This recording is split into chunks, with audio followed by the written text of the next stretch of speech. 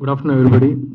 ముఖ్యంగా మీడియా మిత్రులకి, ఇక్కడికి వచ్చిన ఫ్రెండ్స్కి, ప్రొడ్యూసర్స్, డైరెక్టర్ అందరికీ నమస్కారం. చాలామందికి తెలుసు నా జర్నీ అంతా, ముఖ్యంగా మీడియా మిత్రులకు అందరికీ తెలుసు. ఎప్పుడైతే టీవీ ఆర్కే నాయుడు లాంటి మంచి ఇమేజ్ ఇచ్చిందో, ఆ తర్వాత నేను మూవీస్కి వచ్చిన తర్వాత కొన్ని క్యారెక్టర్స్ చేశాను, కొన్ని మూవీస్ చేశాను. కానీ చాలామంది సినిమా ఇండస్ట్రీ వాళ్ళు కానీ, బయట వాళ్ళు కానీ, మీకు యూనిఫామ్ బాగా సూట్ అవుతుంది, అలాంటి క్యారెక్టర్ చేయండి అని చెప్తూనే ఉన్నారు. బట్ దానికి సరైన కంటెంట్, అంటే నేను యాక్చువల్గా ఆర్కే నాయుడు క్యారెక్టర్ చేసిన తర్వాత కొన్ని సంవత్సరాలు యూనిఫామ్ వేసుకోవద్దు, అలాంటి క్యారెక్టర్ చేయొద్దు అనుకున్నాను. బట్ ఈ కంటెంట్తో మళ్ళీ నేను విక్రాంత్ ఐపీఎస్గా యూనిఫామ్ వేసుకున్నాను.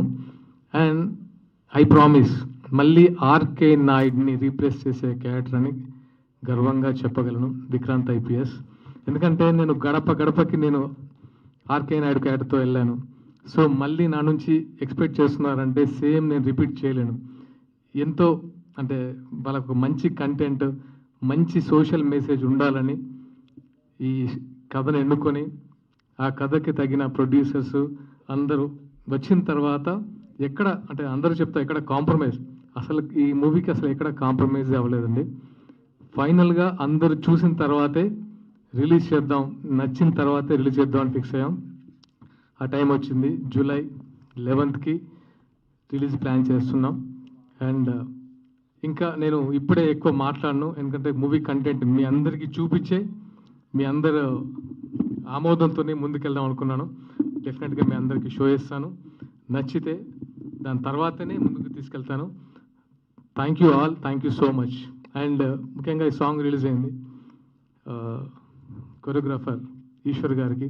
ఎందుకంటే సాంగ్ చేస్తున్నప్పుడు అది యాక్చువల్గా సినిమాలో కంటే theme song, it's a theme, అంటే movie theme song.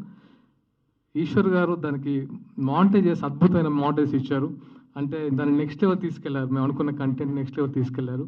Thank you Eshwar గారు. అండ్ నాకు ఈ మధ్య తన కోర్టు ద్వారా చూశాను.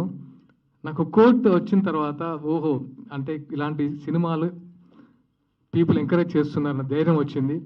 అండ్ ఇప్పుడు కొంచెం రియలిస్టిక్ అండ్ మెసేజ్ ఓరియంటెడ్ ఒక మంచి పాయింట్ ఉన్న సినిమాలను ఎంకరేజ్ చేస్తున్నారు. అలాగే ఆ కోవలకు చెందింది ద 100. డెఫినెట్గా దీనికి ఎవరు డిసప్పాయింట్ చేయరు, అంటే డిసప్పాయింట్ అవ్వరు, అది మాత్రం గ్యారంటీగా చెప్తున్నాను. Thank you all. ఇప్పుడే ఎక్కువ మాట్లాడాను. Thank you so much. Thank you so much అండి.